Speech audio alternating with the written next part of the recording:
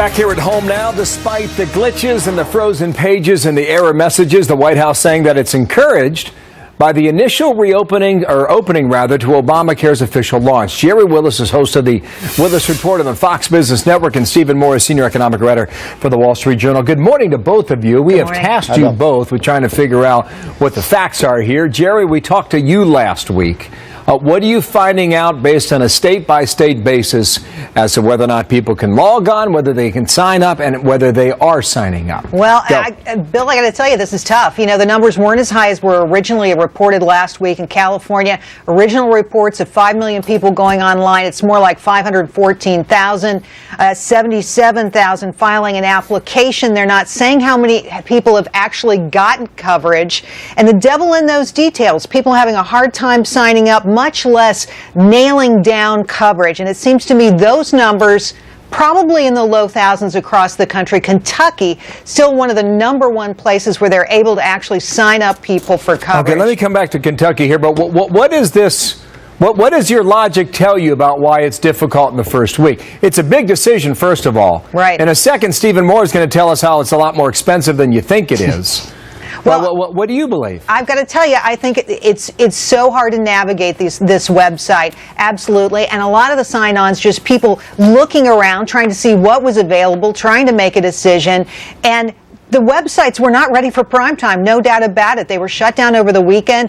The glitches were overwhelming. We're hearing now that the software not ready to go. The architecture of healthcare.gov just couldn't stand the pressure of people getting on, signing on, trying to find out what was out there. So they just weren't ready for this. I got to tell you, Bill. They went offline during the peak hours over the weekend and try and sort some of this out. Stephen Moore, does this appear like it's just a software problem? Or more. It's funny how central planning never seems to work out like politicians think it will. And you know, to just summarize what Jerry was saying, the biggest problem is you had about a 1 in 100 chance if you went to the website even to get through to the system so you could check prices. But Bill, my main concern is once they do settle up these glitches and fix these things, and that'll happen in the course of the next few months. Yeah, what happens then? The biggest problem is sticker shock, Bill. People thought that they would go to these exchanges and they would find lower prices than what they're paying now. And people I've talked to and many studies are indicating, no, the prices aren't lower than what people have now. They're higher. And that the big concern when you talk to Americans is, wait a minute, I kind of like what I got right now. Is my employer going to force me into this system where I pay higher prices and get worse care? Why the sticker shock? What were we not expecting, or what was the government planning, or? I mean, why is it coming in that way, I guess? Two things. There's less competition. This was sort of based on all these health insurance companies competing, but we're finding health insurance companies are dropping out because they just don't want to be part of the system.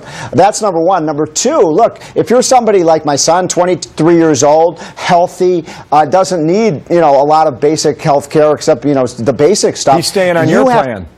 I hope not much longer. Oh, but he's gonna. In addition to that, Bill, the problem is he could go to the private market and find a much cheaper plan because of all the mandated benefits under the Obamacare system. So I think the bottom line here is you're going to get a lot. When Jerry's talking about people signing up, Jerry, I think those are sick people. People who have pre-existing conditions. And that's the problem is healthy people aren't, right? Oh, that's an interesting point, Jerry. The problem is that the young people, and these are the people that the government wants to sign up. They're going to float the boat for Obamacare. They're essential to making this program successful. They're the ones who are shrugging their shoulders and saying, boy, this was more than I expected to pay.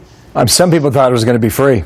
I mean, honestly. Yes. Well, we have heard that from people that they expected free insurance. Now, listen, the president addressed a lot of this. For some people, you're right about that, Steve. Yeah.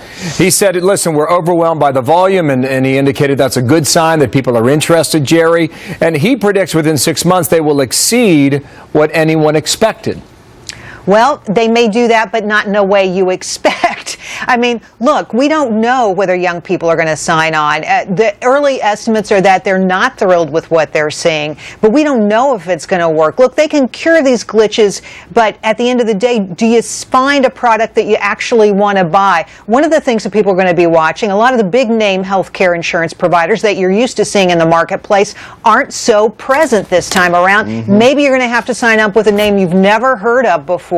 There's still lots of questions out there and lots of questions about whether Americans will really sign up. Bill? Okay, now here is John Boehner on the issue of subsidies on Congress and a bit more. Stephen, react to this. Roll it. Providing fairness to the American people under Obamacare is all we're asking for. My goodness, they give big businesses a waiver. They give all these unions a waiver.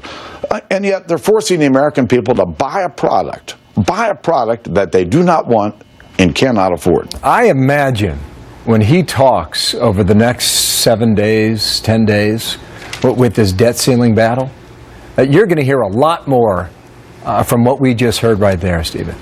Yeah, Republicans aren't going to repeal Obamacare, not as long as Barack Obama is president, and they're not even going to get it defunded. So what do they get? Right. So the strongest argument is the one that John Boehner made in that clip, that it's not fair to require individual workers to have to sign up for the system when employers don't have to themselves. And that basic issue of fairness, I think, is one of the strongest arguments. Because remember, if you don't sign up, folks, for this program and you don't have health insurance, the first year you're looking at maybe a couple $100s of fines, but those go up every year. Pretty soon, $600 a year. And remember, Bill, the court called this a tax. Oh, yeah.